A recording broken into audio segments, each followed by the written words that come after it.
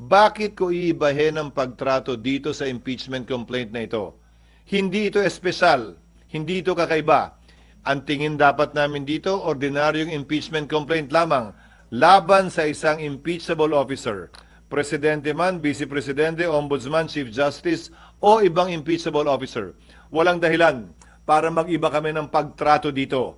Most likely when the new Congress already enters into its function, that means after SONA. SONA is on July 21, so trial will commence after that date. Mga kabayan, muling binanata ni Senate President Chis Escudero ang liderato ng Kamara at ang mga kongresman na nagsulong ng impeachment laban dito kay Vice President Inday Sara Duterte. Matatandaan na sinabi ni Escudero na pwede nilang umpisahan ang trial sa kaso ni VP Sara sa June 2 kapag nag-resume na muli ang Senado. Pero kahapon ay tila nagbago ang isip ng Senate President at sinabi niya na posibleng pagkatapos pa ng SONA ni Pangulong Bongbong Marcos Jr. sa July 21 pa maumpisahan ang pagdiniga. Ayon pa kay Escudero, isa itong ordinaryo impeachment na applicable sa lahat ng opisyal ng gobyerno. Tinanggap naman na talaga namin yung verified complaint. Again, we can only make the corresponding recommendations to the impeachment court with respect to any such findings, contrary to procedure. Walang karapatan o kapangyarihan ng SecGen magdesisyon tungkol dito. Ministerial ang trabaho ng SecGen. He is simply doing his due diligence work in order to report or give a complete report to the Senate plenary. Bakit ko iibahin ang pagtrato dito sa impeachment complaint na ito? Hindi ito espesyal, hindi ito kakaiba. Ang tingin dapat namin dito, ordinaryong impeachment complaint lamang laban sa isang impeachable officer. Pare-pareho lamang silang impeachable officer sa pananaw namin.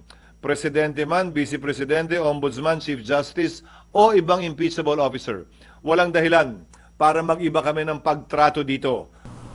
Dahil sa panibagong pahayag ni Escudero, umalma naman ang ilang House sa prosecutor at mga mambabatas, partikular itong si Congressman Joel Chua, at naniniwala silang pwedeng umpisahan na ng Senado ang pagdinig ngayong 19th Congress at pwede rin itong ituloy sa 20th Congress para umusad na ang kaso ni VP Sara at hindi na magtagal pang nakaimbak sa Senado.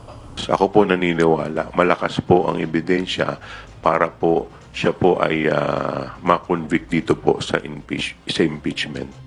Kami po, ang paniniwala ko po, ang Senate po is a continuing body. Kaya po kahit po simulan ito sa 19th Congress, po pwede pa rin po itong ituloy sa 20th Congress. Samantala, kahit anong gawing pangungulit at pagpupumilit ng mga kongresman na madaliin ang Senado para sa trial kay VP Sara, tila walang saysay ito sa pamunuan ng Senado kung saan ay sinabi pa ni Escudero na tumagal nga sa Kamara ng halos 2 buwan bago iniakyat kay Speaker. Pero bakit aapurahin sila at gustong trabahuhin sa loob lang ng 2 oras o ilang araw? Baka mapagbintangan pa kami o maakusahan na iniiba ito dahil espesyal ito, dahil mas dinidiinan at minamadali namin ito. Ordinaryo lamang ang pagtrato namin dito, pinakamagandang ebidensya at batayan na kami magiging patas para dito. Karapatan nila yon, ginagalang ko yon, pero pwede bang sagutin na rin muna niya sa kung maaari? Bakit nila inupuan ng 2 buwan ito?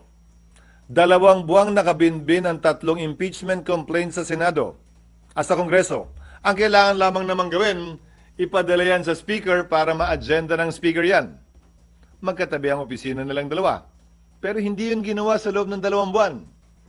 Tapos kami gusto sa loob ng 2 oras magawa yun. Sa loob ng ilang araw magawa yun.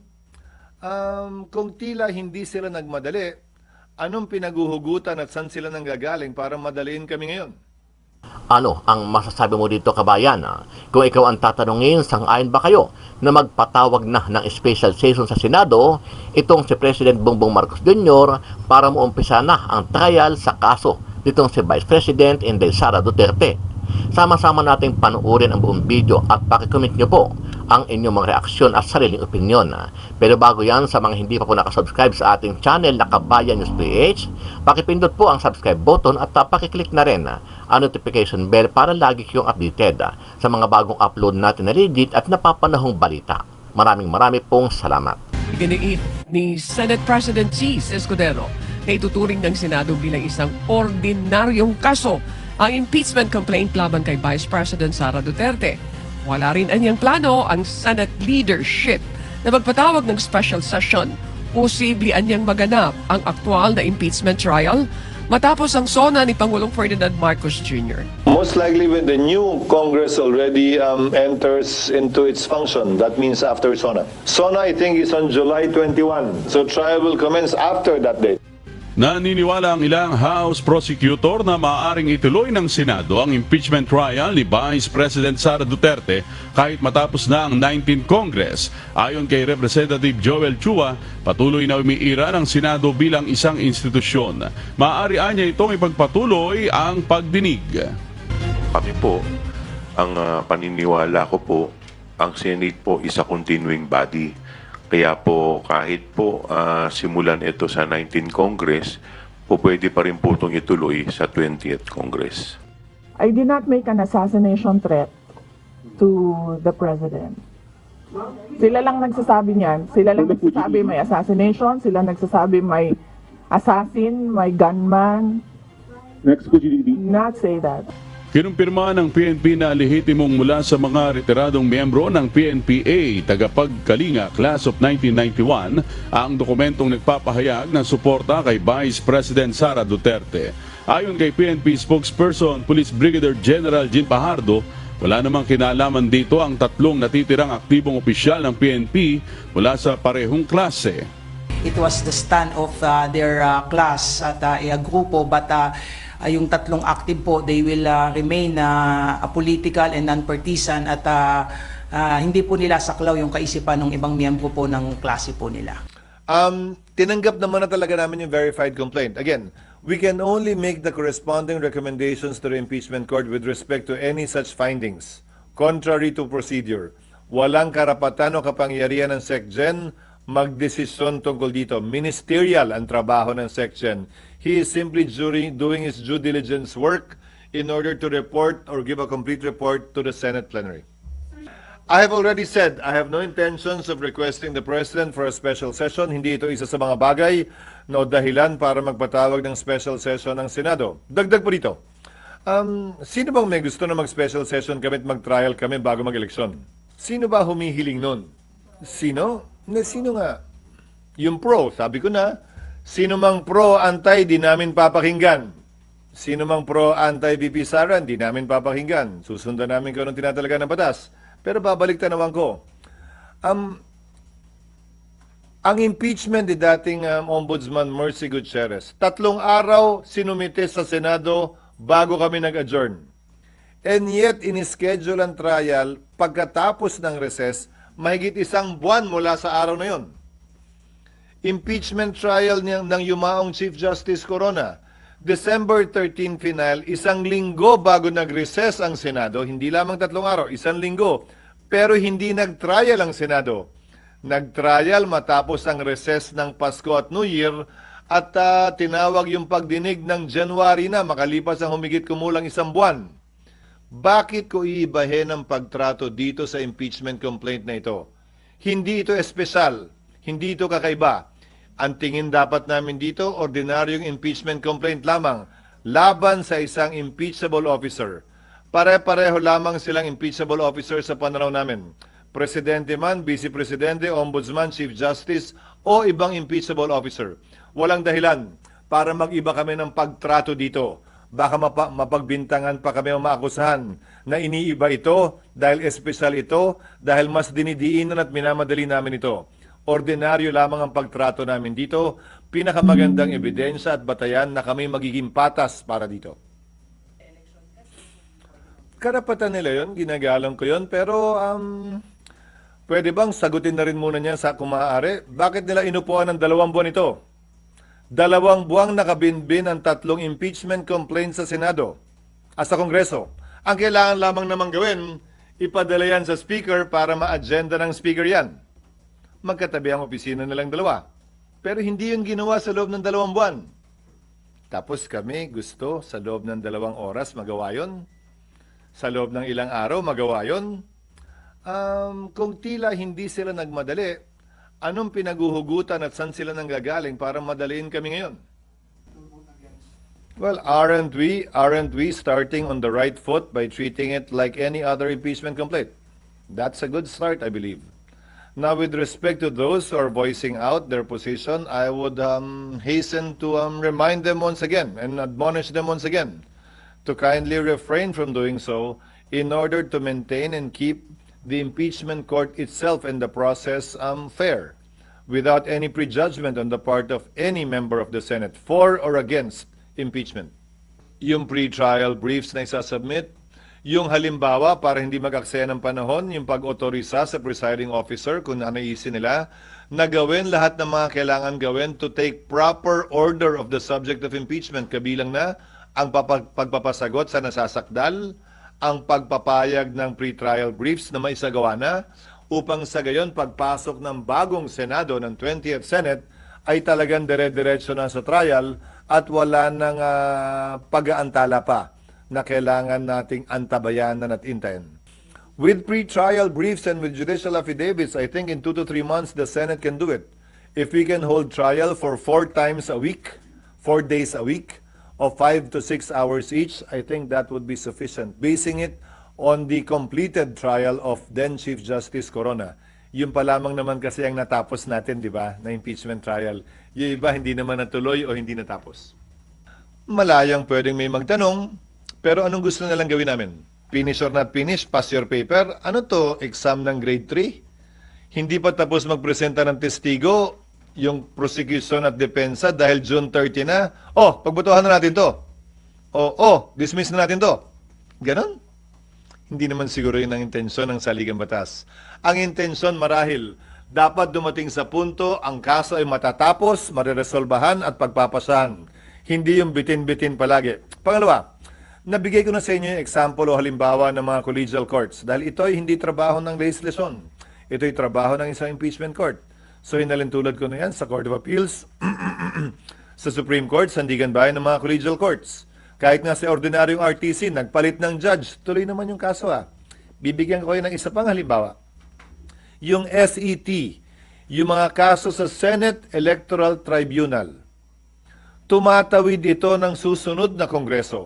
Bagaman nagpalit ang mga maestrado ng Korte Suprema sa SET, bagaman nagpalit ang membership ng Senado, dahil tumawid sa panibagong kongreso, tumutuloy-tuloy din ang kaso doon at hindi kailangan i-dismiss dahil lamang pumasok ang panibago na namang kongreso. Maging ganun pa man, ito ang unang beses na mangyayari ito, may karapatan sino man mag-question ito. Pero tulad ng sinabi ko, hanggat walang TRO ang Korte Suprema, gagawin namin kung anong tingin naming tama kaugnay sa paglilitis na ito. Pwede, pero hindi naman na kailangan i-specify yon.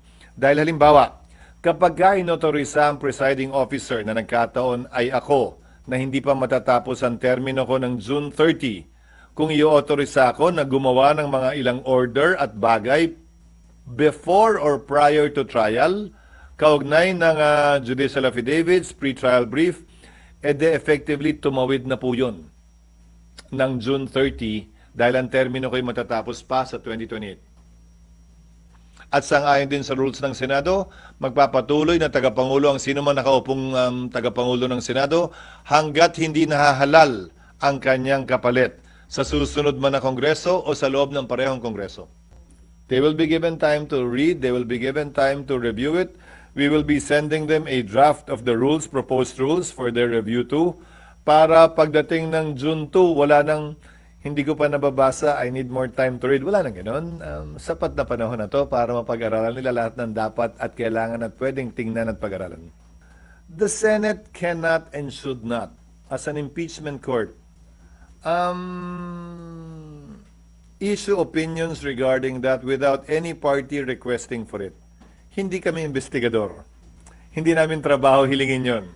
Dapat, kung kailangan talaga yan, may partido, prosecution of defense na manghihingi niyan, at kung objekta ng kabila, pagpapasahan po namin yan. Ayokong pangunahan ng impeachment court kaugnay sa bagay na yan. Most likely when the new Congress already enters into its function, that means after SONA. SONA, I think, is on July 21. SONA is on July 21, so trial will commence after that date. Ulitin ko, ito ay legal, konstitusyonal at normal na proseso para mapanagot ang ilang matataas na opisyal natin na tinatawag nating impeachable officers. Hindi ito dapat katakutan. Hindi tayo dapat tumakbo palayo dito. Hindi tayo dapat mabahala dito. Dahil normal, ordinaryo at legal na proseso ito na nakasaad sa ating saligang batas. That is an option for the 19th Congress to take because whatever it is that the 19th Congress does, the 20th Congress dahil aabutan yon can decide otherwise. Again, depende yan sa 19th Congress. Kasi mangyayari yan, 2 beses kayo magsusumpaan, baka may dagdag ground pang umangat eh. Isa yan sa mga pag-uusapan at pag-aaralan namin sa rules. So bahagi yun. Dahil pwede na, ang rules dapat aprubahan namin ha, hindi bilang impeachment court. As a legislative body, dapat namin aprubahan yun. So, pwede naming aprubahan yun na hindi pa impeachment court. At dahil kinakailangan lamang naman ng impeachment court sa trial, lahat ng mga kailangan gawin bago mag-trial, hindi pa naman kinoconvene ang impeachment court. Again, by analogy, let's draw from history. Nung panahon ng corona impeachment, hindi pa yata nagko-convene kung tama ang pagkakaalala ko anong impeachment court, nag-issue na ng mga summons ang Senate President habang recess para hindi na makaksaya ng panahon. So pwede rin gawin yun dito. Kung pagpapasahan ng 19th Congress na kailangan mag-convene muna tayo bago magawa yan, decision ng 19th Congress yun. Depende nga kung ano yung mailalagay sa rules namin. Again, don't be confused about and stuck with convening. Kahit mag-convene yung impeachment court, anong gagawin namin? Ang unang-unang gagawin pagkatapos ng rules, papadala ng summons ang nasasakdal. 10 araw para sumagot kung hindi siya hihingi ng extension. Pag humingi ng extension, malamang pagbibigyan naman yun ng isa. Ngayon, pagkatapos nun, 10 araw din para magsumite ng reply. Baka humingi din ng extension. Pagkatapos nun, baka humiling naman yung nasasakdal ng pagkakataon magsabit ng rejoinder. Hindi ko alam, pero karapatan niya yun. Karapatan din ng prosecution magsabit ng sir rejoinder. Karapatan din ng magkabilang panig kung tingin nila, may nais pa silang sabihin o isumite na pleading, magsumite na tinatawag nating ad cautela pleading. So, mahaba pa yun eh. Tapos magpi-pre-trial. Maghahanda sila ng judicial affidavit, pag-uusapan nila kung yung mga admission na pwede na lang sabihin, hindi na kailangan patunayan yan para hindi humaba. Okay na kami dyan, tanggap na namin yan. Kaya nga ang tawag pre-trial, di ba? Kasi hindi pa trial eh, pre. Before trial. So, ang dami pang gagawin bago yung actual impeachment court ay kinakailangan umupo at dinggin ng anumang bagay. At sa loob ng 6 na araw, maski na 30 araw, baka hindi pa matapos yun. Yan yung sinasabi ni Senator Coco, ang ating minority leader na in-interview nyo, na 10 days. Ubus na yung June 30 eh. Bago magsimula kasi ang trial, kailangan lahat yun matapos muna. Kaya nga pre-trial ang tawag doon. Baka nga hindi pa kailangan eh, dahil kung nakalagay sa rules na pwede nang gawin lahat yan, kung nakalagay sa rules na pwedeng gawin niya ng presiding officer nang hindi kinoconvene ng impeachment court, posibilidad yon. Ayoko lang pangunahan. Ngayon, pag sinabi din naman ng mayoriya na convene tayo, authorize ka namin. Pwede rin yun. Nasa sa kanila yun. Ayokong pangunahan. Kasi nga itong proposed rules na to, isusumiti pa lang namin sa kanila. We will cross the bridge when we get there because at any point in time, dahil tumawid nga, the new Congress can always vote to withdraw the impeachment complaint. What is preventing them from doing that? But even if they do so, the decision to allow it is still the decision of the impeachment court. Nasa amin eh. Hindi sila pwedeng mag-withdraw nang sila lang ang magdedesisyon. Without prejudice, with prejudice, ano ba yan? Pero yung kinakailangan boto sa aking pananaw, bagaman wala yan sa saligang batas, must be more than 2/3. It must be more than 2/3 vote dahil dapat less than 1/3 na ngayon yung may iwan. Higit sa 2/3 yung may gustong i-withdraw yon. Pero sa dulo, decision pa rin ng impeachment court yan. Hindi porkit gusto nilang withdraw, automatic, mawi-withdraw yan. Again, that is a subject matter for the impeachment court to decide. Kung less than 1/3 na lamang yung nanalo, matapos na eleksyon ito natatawid sa 20th Congress, if the proper motion will be made by either side, pagpapasa ng impeachment court yan. To my mind, we cannot do that and we should not do that motu proprio or on our own. Someone should ask for it. Again, the court generally should be a passive body. Meaning, pagpapasahan namin kung anong ilalagay sa harapan namin para pagpasahan. Hindi para sa amin ang pangunahan ng magkabilang partido at panig na gawin nyo to, wag nyo gawin to, wag nyo gawin to. Bago kami may gawin, dapat may humiling.